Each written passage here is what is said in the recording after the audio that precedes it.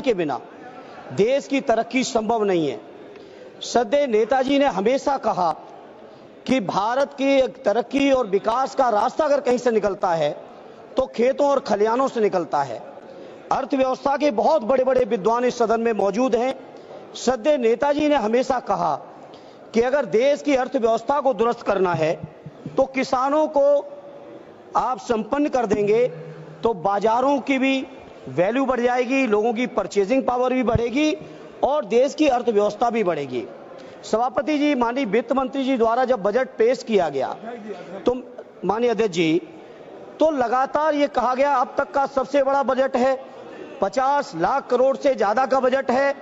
लेकिन उन बजट पत्रावलियों को जब देखा गया और उस पत्रावली में जब कृषि एवं किसान कल्याण मंत्रालय के बजट को देखा गया तो अध्यक्ष जी बड़ी निराशा हुई। केवल 2.7% बजट का हिस्सा इस मंत्रालय को दिया गया। जो पिछले समय में बजट मिल रहा था उसमें भी सभापति जी 2.8% की कमी सभापति जी इसमें कर दी गई। इसलिए मैं समझता हूं बीजेपी के लोग, ये एनडीए की सरकार भाषण चाहे जितना दे ले किसानों के लिए, लेकिन दिल में किसानों के लिए नफरत लेके बैठे हुए हैं।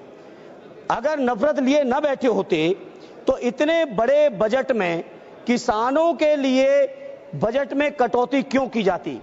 सभापति जी, मैं जिक्र करना चाहूंगा 2014 के भारतीय जनता पार्टी के संकल्प की। 2014 में संकल्प पत्र जो जारी किया गया था, उस संकल्प पत्र में कहा गया था कि स्वामीनाथन जी की जो रिपोर्ट है। आपके पास आज कागज बहुत है, लेकिन बोलना संक्षिप्त में है सर, संक्षिप्त में बोलना है। अब जो आप मौका देंगे आपकी उदारता रहेगी। सभापति जी, 2014 के संकल्प पत्र में कहा गया कि स्वामीनाथन जी की सिफारिश के अनुरूप जो किसानों की लागत है, जिसमें लागत में सदैव नेताजी कहते थे और उसी बात को स्वामीनाथन जी ने भी कहा, किसान की अपनी मेहनत, अपने परिवार की मेहनत, उनके जो पशुओं की मेहनत, खेती की जो वैल्यू है उस वैल्यू का जो मार्केट में ब्याज होना चाहिए, सारी की सारी चीजों को अगर मिला लें, जिसको स्वामीनाथन जी ने फार्मूला दिया था C2 का, C2 प्लस 50%, माने लागत का 1.5 गुना समर्थन मूल्य। 14 का वादा है आपके चुनावी घोषणा पत्र का मंत्री जी, और 14 से आज 25 आ गई है। अभी तक एक बार भी सरकार का ये संकल्प 12वां बजट पेश हो गया है। 11 साल आपने पूरे कर दिए। भाषण बहुत लंबे हैं आपके, लेकिन सच्चाई से बहुत दूर हैं। उसके बाद सभापति जी, प्रधानमंत्री जी ने 2016 में घोषणा की कि 2022 में आने वाले अमृतकाल में जब भारत प्रवेश करेगा तो उस प्रवेश के समय किसानों की आमदनी को हम दूना कर देंगे। मैं नहीं समझ पा रहा हूं, माननीय कृषि मंत्री जी, आप बहुत अनुभवी हैं, एक बड़े प्रांत के लंबे समय तक मुख्यमंत्री रहे हैं, जहां किसानों की इस्तेमाल की सारी चीजों का मूल्य आपने बढ़ा दिया। आपने खाद का दाम लगातार बढ़ाया, बिजली में आपने कोई सब्सिडी दी नहीं, कीटनाशकों का दाम बढ़ा दिया गया, किसान के इस्तेमाल के डीजल के दाम बढ़ गए, ट्रैक्टर थ्रेसर से लेके जितने भी आपके चीजें इस्तेमाल होती हैं खेती किसानी में, सारी चीजों का दाम बढ़ा दिया। लेकिन किसानों को कहीं समर्थन मूल्य देने की आपने जरूरत नहीं समझी। जहां आपने वादा किया था दोगुनी आमदनी का, जहां आपने वादा किया था C2 प्लस 50% का, आज मैं बड़ी जिम्मेदारी से सभापति जी कहता हूं, देश के किसानों की हालत यह है कि अगर वो कर्ज न लें तो लागत भी ऐसी, लागत के बराबर भी कहीं मार्केट में मूल्य नहीं है। स्वामीनाथन जी ने कहा था कि किसानों की आमदनी बढ़ानी है तो 43,000 मंडियों की देश में जरूरत है, लेकिन उन मंडियों की अभी देश के अंदर केवल स्थिति है 7,000 की। और जब से एनडीए की सरकार आई है 11 साल से, मैं पूछना चाहता हूं मंत्री जी, जवाब दे दीजिएगा, प्राइवेट सेक्टरों ने तो मंडियां बढ़ा ली, साइलोज बना लिए, प्राइवेट खरीदारी का इंतजाम तो है, लेकिन कहीं भी सरकारी मंडियां आपने बढ़ाने का काम किया हो तो उसका डेटा दे देना।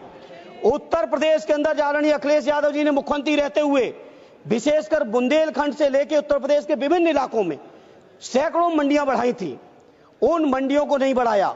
और तो और कन्नौज के अंदर आलू की, मैनपुरी के अंदर अनाज की एक बहुत बढ़िया मंडी तैयार की थी एक्सप्रेसवे के ऊपर, जिससे किसान अपनी फसलों को सीधे देश के किसी भी कोने में पहुंचा सके।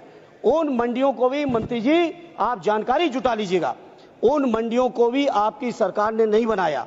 और मैं ये बात मैं इसलिए कह रहा हूं क्योंकि जब सत्ता पक्ष की तरफ से कोई खड़ा होता है तो डबल इंजन की बातें करते, डबल इंजन की बातें करते।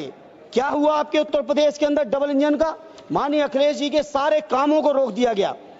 जहां सभापति जी ये हालत है किसानों की, अंत में किसान क्या करें? कर्ज ले रहे हैं, साहूकारों के मुंह मांगे ब्याज पे कर्ज लेना पड़ रहा है, सरकार से भी कोई राहत नहीं। क्या मामूली बात है? आपके 10 साल के कार्यकाल में प्रत्येक वर्ष 10,000 से ज्यादा और अब तक 1 लाख से ज्यादा किसानों ने आत्महत्या कर ली है। देश के किसानों ने, बताइए, देश के किसान आत्महत्या कर रहे हैं, देश के तमाम संविदा कर्मी आत्महत्या कर रहे हैं। देश के किसान अगर अपना हक अधिकार मांगने आते हैं, 3 काले कानून बनाए थे। मैं कृषि मंत्री जी आपसे कहूंगा जवाब में बताइएगा, हम पूरे विपक्ष के लोग कह रहे थे कि काले कानून है 3, और काले कानूनों को आप नहीं मान रहे थे। किसानों ने यहां पर महीनों दिल्ली में सर्दी, गर्मी, बरसात सारे मौसम झेल के आंदोलन किए, 750 किसान शहीद हुए। उन शहीद किसानों को आज तक आपकी सरकार की तरफ से, जहां देश की 5वीं अर्थव्यवस्था है, तीसरी होने वाली है, वहां एक परिवार को मुआवजा आपने नहीं दिया। सर, यह है आपकी सरकार। यह डंका बज रहा होगा किसी बड़े बड़े लोगों के लिए, कुछ चुनिंदा उद्योगपतियों के लिए बज रहा होगा डंका, लेकिन देश के किसानों की जो बर्बादी है वो छुपी नहीं है। सभापति जी, इसलिए सभापति जी मैं आपसे कहना चाहता हूं, जहां देश के अंदर पूंजीपतियों का 16 लाख करोड़ से ज्यादा कर्ज आपने माफ किया है, 16 लाख करोड़ से ज्यादा देश की बैंकों ने पूंजीपतियों का, बड़े बड़े पूंजीपतियों का, जिसमें चुनिंदा होंगे, हम किसी का नाम नहीं कोट करेंगे, पूरा देश जानता है, लेकिन किसानों के कर्ज की माफी की बात आती है तो सरकार एकदम चुप बैठ जाती है। यही आपका किसानों के प्रति प्रेम है। मैं बड़ी जिम्मेदारी से कहता हूं, अपने देश के किसान भाइयों को कहना चाहता हूं, देश की सर्वोच्च सदन से कहना चाहता हूं, आपको सोचना पड़ेगा, चिंतन करना पड़ेगा कैसी सरकार आपने चुन ली। कितना प्रधानमंत्री जी के नाम पे झूठी बातों को आप विश्वास कराओगे लोगों को?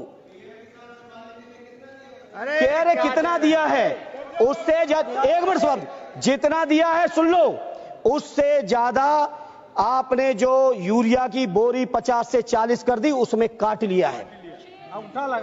उससे ज्यादा आपने जीएसटी में वसूल लिया। आप बताओ, ट्रैक्टर पे कितना जीएसटी है, यूरिया पे कितनी जीएसटी है, कीटनाशकों पे कितनी जीएसटी है? जीएसटी के माध्यम से आपने वसूल लिया है। एक हाथ से 1 रुपया देते हो, दूसरे हाथ से 10 रुपए खींच लेते हो किसानों से। किसान सुन रहे हैं देश के, इसलिए मैं सभापति जी कहना चाहता हूं, आज किसान मजबूर है। मैं एहसास है, मेरे पिताजी आज भी खेती किसानी में रहते हैं, आज भी गौशाले में रहते हैं। मुझे एहसास है किसानों के दर्द का। सभापति जी, किसानों को यह हालत थी पहले, जब कभी भी अगर किसी किसान परिवार से ये कह दो कि गांव छोड़ दो, जमीन छोड़ दो, शहर में चल के बस लो, नौकरी कर लो, तो वो नहीं तैयार होते थे। और आज सभापति जी किसान इतना मजबूर हो गया है कि खेती छोड़ के शहरों में रिक्शा चलाने को तैयार है, शहरों में आपके मजदूरी करने को तैयार है, कोई भी काम करने को तैयार है। अब किसानों ने समझ लिया है कि उनका और उनके बच्चों का भविष्य अब खेती में नहीं रहा। और यही कारण है, बहुत से सर्वे आए देश में, जब पूछा गया किसानों से कि आप खेती करना चाहते हो कि नहीं करना चाहते हो, मेजॉरिटी के किसानों ने कह दिया कि हम खेती नहीं करना चाहते। यह हालत है। देश के 50% से ज्यादा किसान आज भी हैं सभापति जी, जो कर्जों से डूबे पड़े हुए हैं। इसलिए मैं आज इस मौके पर कहना चाहता हूं, ये सरकार हो, चाहे इनके प्रांतों की सरकार हो, और प्रांतों में भी विशेषकर उत्तर प्रदेश की सरकार के बारे में कहूंगा, किसानों को रोजगार दिया नहीं। हां, एक रोजगार माननीय मंत्री जी आपकी सरकार ने किसानों में दे दिया, और किसान परिवार के सभी लोगों को दे दिया, चाहे 2 डिग्री टेम्परेचर हो, 3 डिग्री टेम्परेचर हो, कोहरा हो, तुषार हो, बारिश हो, मूसलाधार बरसात चल रही हो, या गर्मी की तपन हो 50 डिग्री से ऊपर की, हर परिस्थिति में किसान परिवार की महिलाओं को, किसान परिवार के बच्चों को, किसानों को स्वयं अपने खेतों की रखवाली करनी पड़ रही है पूरे उत्तर प्रदेश के अंदर छुट्टा जानवरों से। ये हालत कर दिया आपने किसानों की। कहीं ना कहीं मैं समझता हूं किसानों की दुर्दशा आप सब लोग सुनियोजित तरीके से कर रहे हो, क्योंकि ये किसान जो समाज है बहुत स्वाभिमानी समाज है, बहुत जज्बाती समाज है। ये सरकार की गलत नीतियों का जम के विद्रोह और विरोध भी करता है। इसलिए सरकार चाहती है किसान कर्ज में उलझे रहें, किसान अपनी समस्याओं में डूबे रहें, किसानों में कहीं संपन्नता ना जाए। किसानों में संपन्नता आएगी तो उनके परिवारों के लोग नौकरी से लेकर सम्मान स्वाभिमान का जीवन जिएंगे। ये सरकार पूरी तरह से चाहती है कि कैसे भी किसान बर्बाद हो। अभी सभापति जी पूरे देश ने देखा, अमेरिका से जंजीर में बंध के नौजवान आ रहे। ये कहां के नौजवान थे? और ये तो संपन्न प्रांत जिनको हम मानते हैं देश में, पंजाब के नौजवान, गुजरात के नौजवान, हरियाणा के नौजवान, ये सारे नौजवान किसान परिवारों के थे जो खेती कर्ज अपने परिवार के बुजुर्गों की परेशानी से आगे जाके जमीन बेच के, जमीनें गिरवी रख के विदेशों में गए और विदेशों में। अरे बाबा चुप रहो बाबा। अरे इनको शांत रहने दो, जानते हैं किसान ये क्या करेंगे। ये हर एक में केवल बोलना जानते, बाकी कुछ नहीं।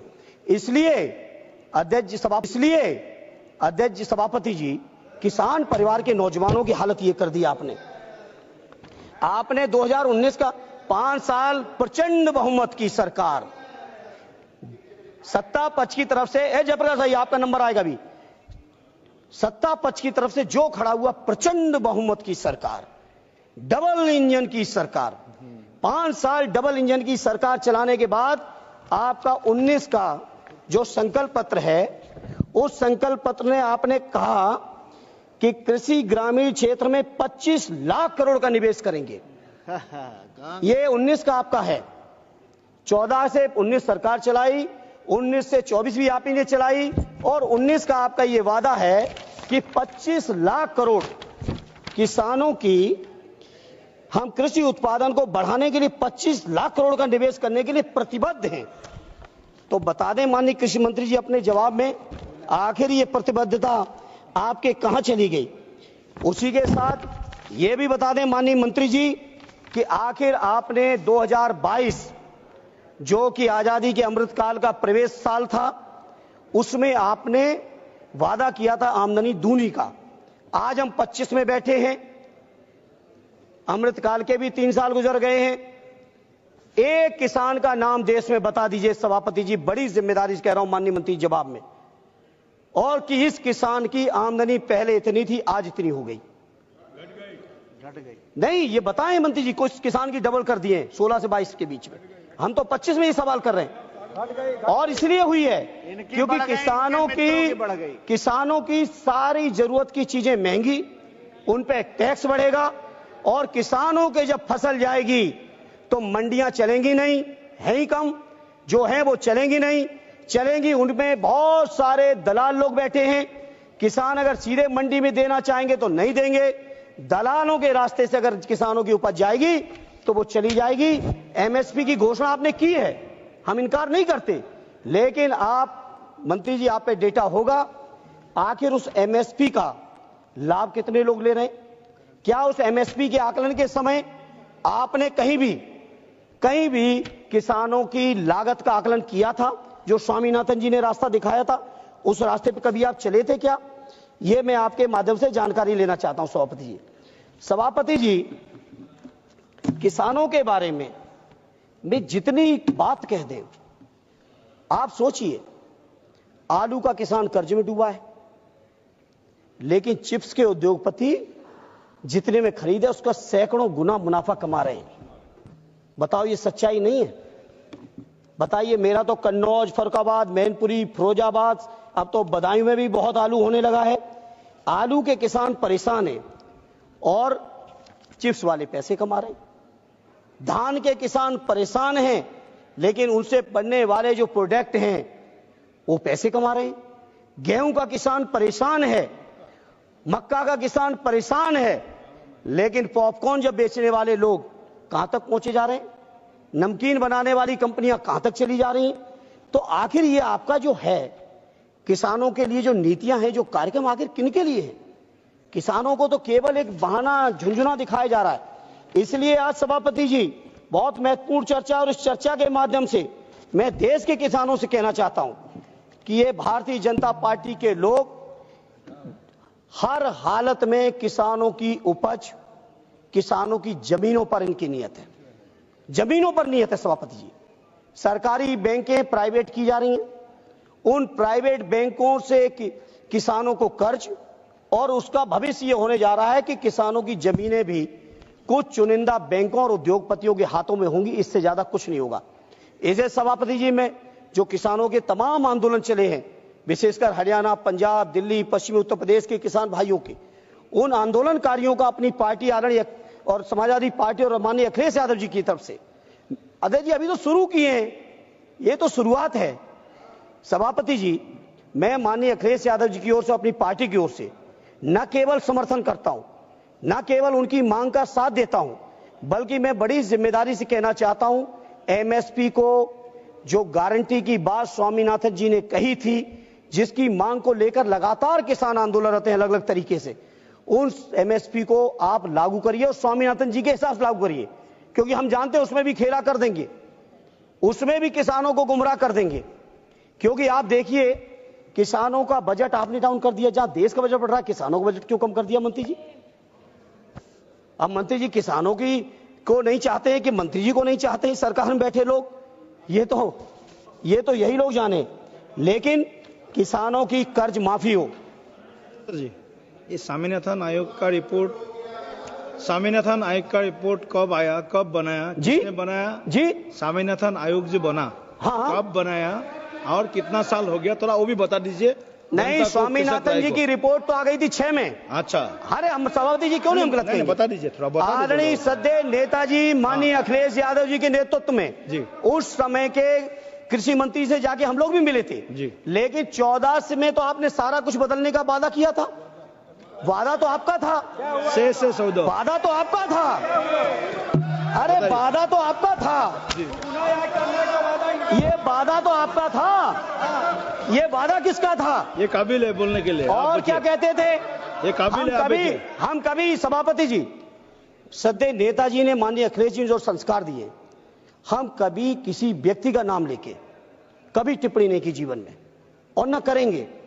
लेकिन एक बात जो आपकी है वो कोट कर रहे हैं, आप ही लोग कहते हैं मोदी की गारंटी, मैं नहीं कहता हूं, ये बीजेपी के लोगों कहते हैं। तो आखिर प्रधानमंत्री जी की गारंटी किसानों के लिए कहां चली गई? कहां चली गई किसानों के लिए? इसलिए जहां आप इधर की बात कर रहे हैं, इधर की कर रहे हैं, अरे हो सकता कुछ कमी रह गई तभी हम लोग इधर आ गए, लेकिन आपने क्या किया? आपने क्या कर दिया? इसलिए सभापति जी, मेरा आपसे प्रार्थना है, गन्ने किसानों का सवाल है, बड़े देश के अंदर संभवतः सबसे बड़ा प्रांत उत्तर प्रदेश बन चुका है गन्ने उत्पादन का, महाराष्ट्र को भी अब पीछे छोड़ दिया। गन्ना उत्पादन के मामले में हमारे राष्ट्रीय अध्यक्ष आदरणीय अखिलेश जी जब मुख्यमंत्री थे तो 5 साल के कार्यकाल में 90 रुपए गन्ने का समर्थन मूल्य बढ़ाया था। और ये जो डबल इंजन की सरकार है, जिसमें हर चुनाव में प्रधानमंत्री जी सहित पूरे के पूरे दर वाले गए, प्रचार में, प्रसार में, वादों में, भाषणों में, 8 साल में 30 रुपए, 17 में 10 रुपए बढ़ाए, और 22 के विधानसभा चुनाव आते आते 20 रुपए और बढ़ा दिए थे। 8 साल में केवल 30 रुपए गन्ने का समर्थन मूल्य बढ़ाया, और वो भी समर्थन मूल्य बढ़ाना तो एक बात, इसमें वादे हैं, भाषण समय कम देंगे आप, वादे इन्होंने किए कि 15 दिन के अंदर गन्नों का भुगतान करेंगे, नहीं तो ब्याज देंगे। ये भाषण है, ये वादे हैं, घोषणा पत्र है। ब्याज तो छोड़िए, किसानों का मूल सालों साल नहीं मिल रहा है, सालों नहीं मिल रहा है।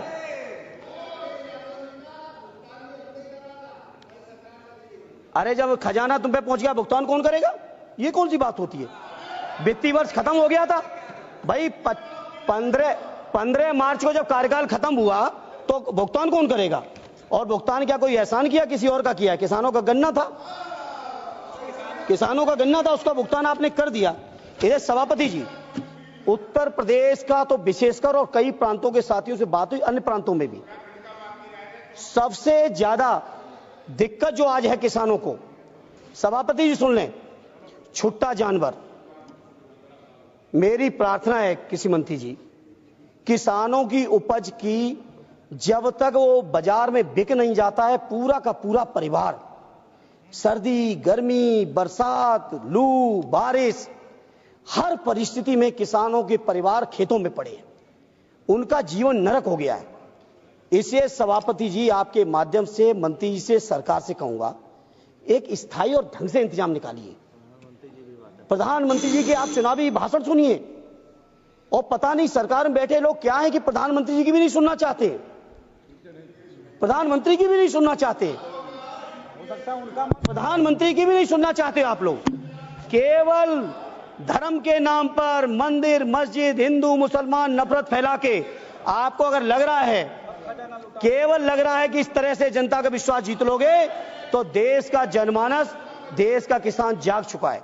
इसे मेरी प्रार्थना है, बहुत महत्वपूर्ण क्षेत्र है, बेरोजगारी का आलम पूरा देश जानता है। आज भी खेती हमारा क्षेत्र ऐसा है 60% से ज्यादा लोगों को रोजगार दे रहा है। आखिर वो रोजगार देने वालों को मानते, आज अगर कृषि मंत्री जी 60% रोजगार मिल रहा है तो 30% ही ले आते बजट। कृषि अनुसंधान पे आपने कम कर दिया बजट, कृषि बजट आपने कम कर दिया, जीएसटी आपने बढ़ा दी। तमाम तरीके के किसानों के सामने जो चुनौती है, कहीं आपका मंडी का चैन बन नहीं रहा है, कोल्ड स्टोर का चैन बन नहीं रहा है, मार्केट कहीं बन नहीं रहा है, सिंचाई का कहीं इंतजाम है नहीं।